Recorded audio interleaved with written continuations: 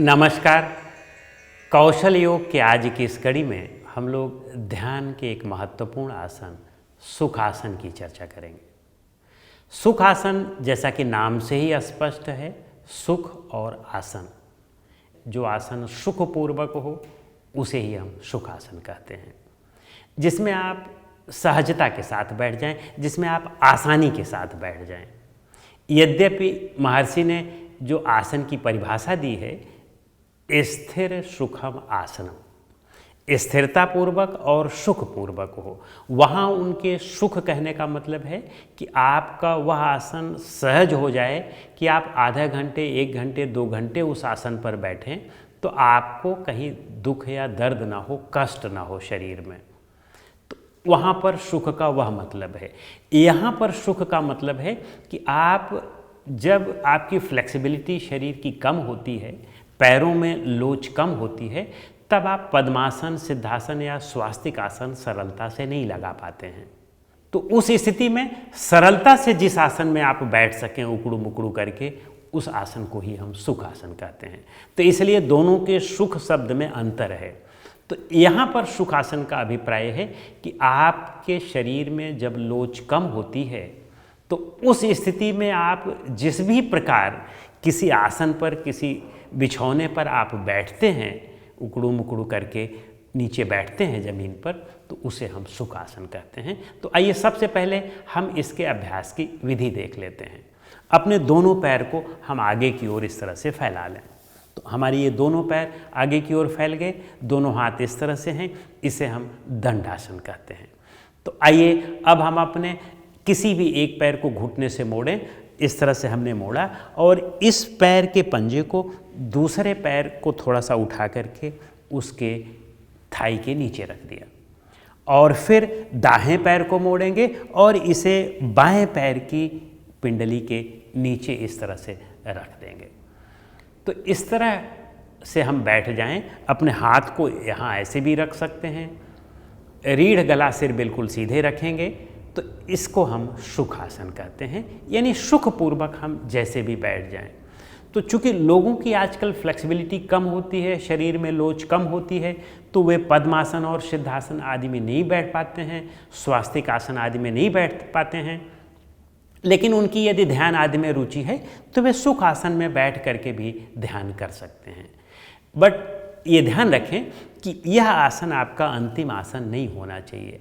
आपको धीरे धीरे रोज रोज अभ्यास करके अपनी फ्लेक्सिबिलिटी को बढ़ाना है, और बढ़ा करके आप एक न एक दिन आपको पद्मासन या सिद्धासन में कुशलता प्राप्त करनी है। तो पहले जब आप इस आसन पर बैठेंगे, जैसे इस तरह से बैठे हुए हैं, कुछ लोग इस तरह से भी बैठते हैं, इतना इनका घुटना ऊपर रहता है, तो धीरे धीरे वे और अन्य सूक्ष्म व्यायाम आदि का अभ्यास करेंगे। तो आप तितली आसन आदि का अभ्यास करेंगे तो फिर वो धीरे धीरे नीचे की ओर घुटना जाना शुरू होगा, और फिर अंत में एक ऐसी स्थिति आती है कि फिर वे अन्य आसनों में पद्मासन या सिद्धासन आदि में भी बैठ सकते हैं। तो वह हमारा सुख आसन हुआ। सुख आसन के लाभ क्या हैं?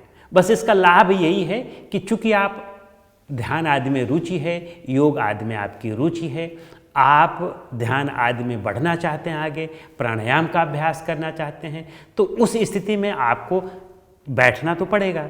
तो उस बैठने में चूँकि आप अन्य आसनों पर नहीं बैठ पा रहे हैं, तो इस आसन पर बैठ करके भी आप ध्यान का अभ्यास कर सकते हैं। लेकिन ये जान लें कि यह अंतिम स्थिति नहीं है। अंतिम स्थिति तो आपकी पद्मासन या सिद्धासन ही है, और सिद्धासन तो सबसे बेस्ट आसन होता है। तो आपको उस स्थिति में आना है। लेकिन प्रारंभिक स्थिति में आप इस पर बैठ करके भी ध्यान का अभ्यास कर सकते हैं। तो आपकी जब मन की एकाग्रता बढ़ती जाएगी तो आपका शरीर अपने आप ही वह लोचदार होने लगेगा, क्योंकि शरीर का लोच मन के लोच पर निर्भर करता है। बच्चे, उनमें लोच क्यों ज़्यादा होती है? क्योंकि उनका मन बड़ा फ्लेक्सिबल होता है। तो मन फ्लेक्सिबल होता है तो फिर शरीर को अपने आप फ्लेक्सिबल कर देगा। लेकिन जैसे जैसे मन में रिजिडिटी आती जाती है, आपको एक बात कोई कह दिया कि हाँ ये बात सत्य है, तो बस उसी को सत्य मान करके ही आप चलते रहते हैं। तो जैसे जैसे उम्र बढ़ती जाती है वैसे वैसे हम लोगों में इस तरह से रिजिडिटी आती जाती है। 60 साल की उम्र के पार जब होते हैं तो हम सठियाना कहते हैं, क्योंकि उसमें इतनी रिजिडिटी आ जाती है कि फिर हम अपने अलावा दूसरे की बात को सुनते ही नहीं हैं।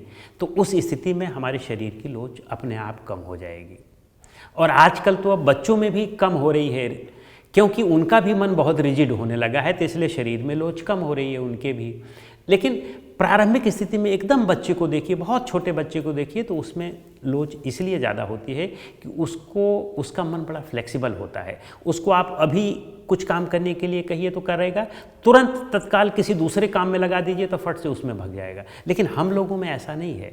हम लोग अगर एक काम को कर रहे हैं और अगर हमें तुरंत दूसरा काम करने को कर दिया गया और हम पहले काम को नहीं समाप्त कर पाए हैं तो हमारा मन नहीं करेगा और हम जो है अपने मन को इधर उधर करेंगे। हमको क्रोध भी आ सकता है, हमको इरिटेशन भी हो सकती है, या हम किसी बात को सत्य मानते हैं, अगला दूसरी बात को सत्य मानता है, वह उसको असत्य मानता है, तो हम दोनों में कंट्रोवर्सी होती है और स्ट्रगल होता है। तो उस स्थिति में भी हमारा मन बेलोच होता है। तो आप देखें कि हमारा शरीर भी उस तरह से बेलोच होगा।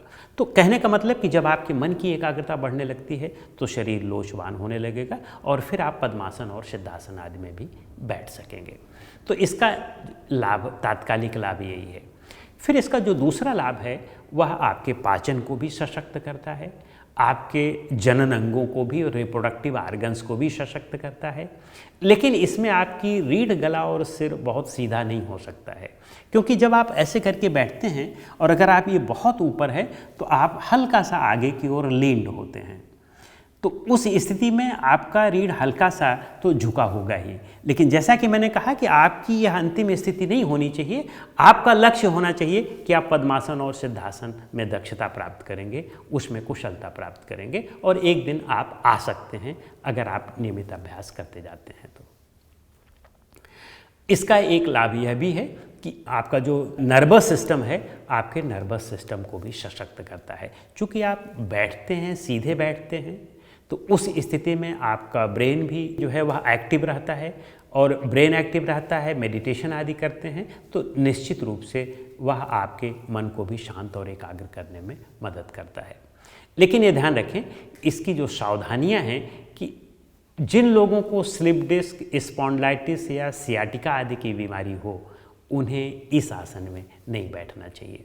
बेहतर है कि वे कोई सपोर्ट लेकर के, दीवार या कुर्सी आदि का सपोर्ट लेकर के बैठें और अपनी रीढ़, गला, सिर को तो सीधा रखें, लेकिन पीछे थोड़ा सा सपोर्ट लेकर के रखें, या नीचे कोई सॉफ्ट चीज़ रख लें, किसी सॉफ्ट चीज़ पर बैठें, जैसे गद्दे आदि पर बैठें या कुशन आदि पर बैठें, तो फिर वे ज़्यादा देर तक बैठ पाएंगे। तो इस तरह से यह सुख आसन है। लेकिन ध्यान रखें कि यह अंतिम आसन नहीं है। इस सुख आसन को आप अंतिम न समझें, आपको पद्मासन या सिद्धासन आदि में आना है।